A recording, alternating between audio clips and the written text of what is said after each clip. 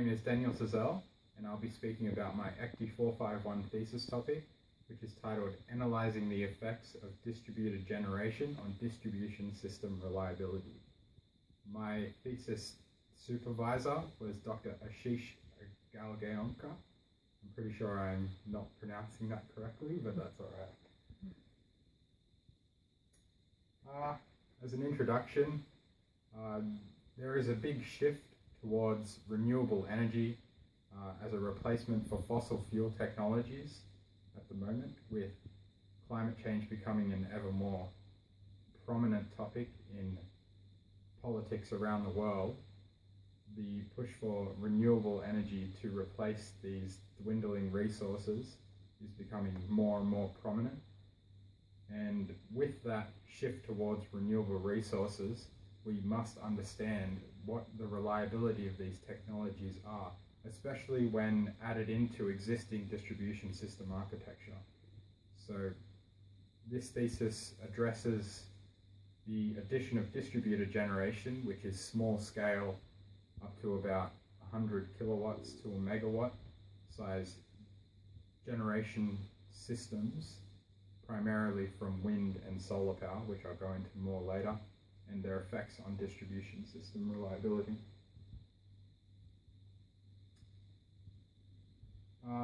As I mentioned before, this thesis will address the effects of distributed generation on distribution system reliability.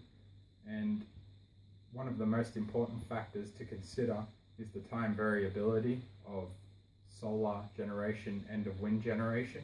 Obviously, the wind isn't blowing all the time, the sun is not shining all the time, and with that, there are challenges for how a system can react if there is suddenly no wind, or if there is suddenly a cloud and the power generation from these systems goes down. Can the system still survive? Can customers still receive the power that they need? And how does that affect the overall distribution system?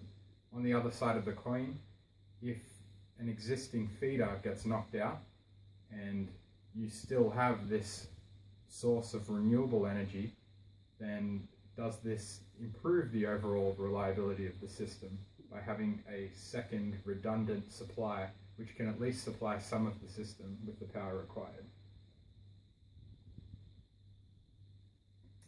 So the way that I've decided to address distribution system reliability, obviously I can't build my own distribution system. It's not feasible to do so.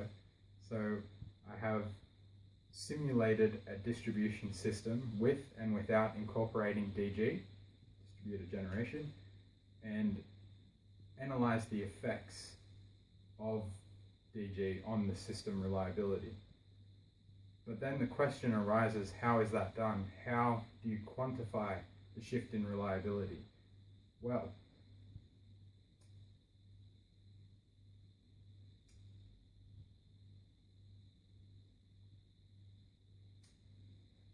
the change in reliability is measured using specific indices that have been defined by the Australian Energy Market Commission. These indices are based on whether customers are receiving the power they need, how many interruptions occur in a given time frame, usually a year, how long these interruptions last for, how quickly are they repaired, how much of the system still has power of the total system, and how much time does the system spend up and operational in a given time frame. These indices that have been defined are then sent to DNSPs, distribution network service providers, as a standard to which they must keep the network to. The network must maintain these standards of reliability to ensure customers are receiving the power that they need in any given time. If the standards are not met and they're not meeting the indices standards that are set out to them, then penalties will be given to the DNSPs, and if they exceed the recommendations by the AEMC, then rewards will be given back as a financial incentive.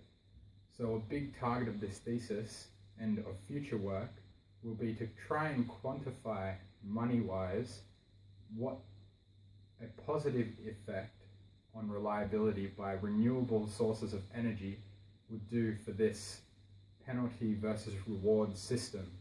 That penalty versus reward system is called STABALISED. It's a scheme developed by the AEMC, and yeah, that's basically the idea. These graphs just illustrate the time variability of wind energy, not too important. So there are two main types of reliability in electrical distribution systems. There's equipment side reliability and there's customer side reliability. Equipment side reliability is intrinsic to the equipment itself. How long will a given piece of equipment last? How often does it need to be replaced? How long does it take to dwindle? These are the questions for equipment side reliability. That's not the focus of this thesis. This thesis will be addressing customer side reliability, which has to do with the indices set out by the AEMC, and is more focused on whether customers are getting as much energy as they need and are online for as long as they should be. So that's again mentioning that the AEMC has set out these standards, which are given to DNSPs, and they must keep up these levels of reliability in an electrical system. And first time mentioning that STABALISED is the scheme set out to reward or penalize DNSPs on whether they meet these reliability targets. So the indices I mentioned before, primarily the most important ones, are SAIFI, SAIDI, CAIDI, and ACE. You don't need too much of an understanding, but SAIFI is basically concerned with how often interruptions will occur in the distribution system. SAIDI is concerned with how much time the system will be down for. CAIDI is much the same, but from a customer's perspective instead of a supplier's perspective. And ACE is concerned with the amount of time as a fraction of 1 that the system will remain up and active. So 0.99999 would be quite good, 0.5 would be atrocious. Now to do this and to simulate a system, I've decided to use Cizerle. It's a powerful tool for people to use to simulate a distribution system, and it also has an incorporated reliability assessment toolbox. This can be used to churn out the indices that I'm concerned with, and therefore relate these indices back to what money can potentially be saved by DNSPs if they incorporate renewable energy into the system. If renewable energy increases the reliability of a system, therefore it would decrease the financial penalties they have to pay or decrease the amount of infrastructure spending required on the network itself, and therefore is beneficial economically to the DNSP, which is a further incentive to keep investing in renewable energy. Now, the way that I will do this, the simulations, is to construct two networks, distribution networks. One without DG incorporated, and one with DG incorporated in the form of 2 solar PV generators and 2 wind turbine generators. And then compare the reliability assessment toolbox results of the 2 networks together and determine which network is the most reliable. From there, we can get a good baseline understanding of the effects on reliability that distributed generation has on a distribution network.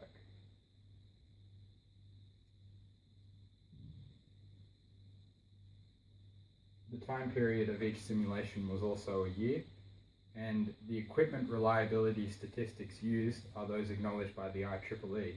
So it is a universal standard and should be a reliable baseline for further work later in ECTE451 or just in further research in general.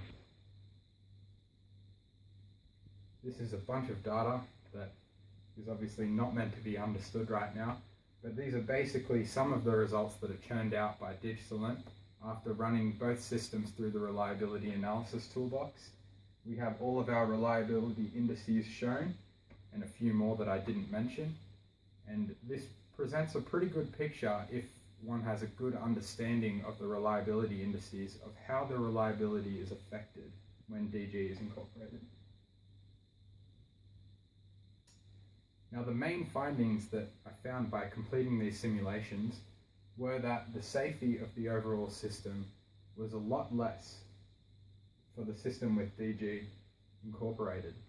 This is because even when a feeder is disconnected from an existing power supply, the distributed generation in a radial system is still able to supply some customers with power, even though there is no normal way to supply customers. With a bit of fancy switching in circuit breakers in the distribution system, it is possible to supply some customers with power and therefore decrease the overall frequency of interruptions in the network. Now, the KFI and KD will stay the same. This makes sense, as whenever a fault occurs in the network, it will take a few hours to repair. No incorporation of distributed generation will change that. It's just going to take a set time to repair a fault, and so that's expected. Obviously, for the same reason, the AC will increase for the system with distributed generation, as in the network will spend more time operational if you incorporate distributed generation to the system, as some customers will still be able to receive power if a normal feeder is disconnected. So basically, in summary, the DG does have a favorable impact on the overall reliability of the system. As an additional point, the expected interruption costs, or EIC, another indice laid out by the AEMC, has decreased by half in the system incorporating DG. If a industrial system loses power for a long period of time, it obviously would cost the DNSP some money because they're meant to upkeep the system for as long as possible. But with the addition of a distributed generation in the form of renewable energy, then perhaps that industrial plant could remain running during that time, and therefore they wouldn't have to pay interruption costs to any customers or anything for that.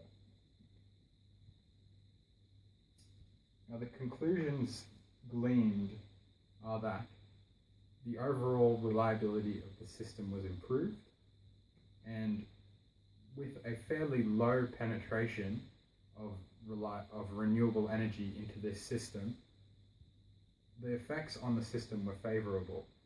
As the penetration level of renewable energy increases, and therefore the time variability of the system increases, it would be interesting to see how this could potentially negatively impact the reliability of the system, as existing technologies are slow to react to large power changes, which can happen when you're using wind turbine generators.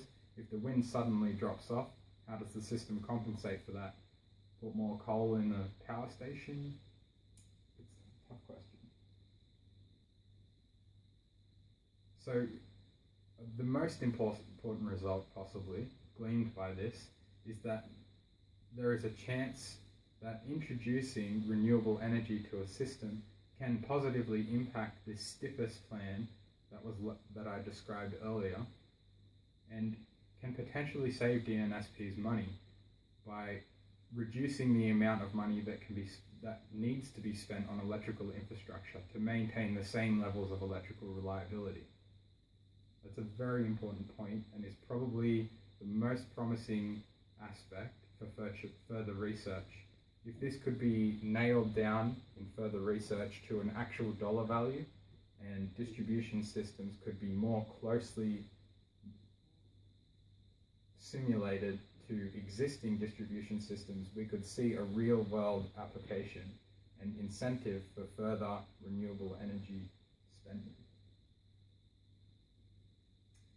So as I mentioned in the previous slide, increasing the size of the distribution systems modeled into more real-world applications is a pretty good way to further research this area of study and to try and get a real dollar value back to this stiffest plan, and just try and glean what the positive effects financially could be if we incorporate DG into our distribution systems.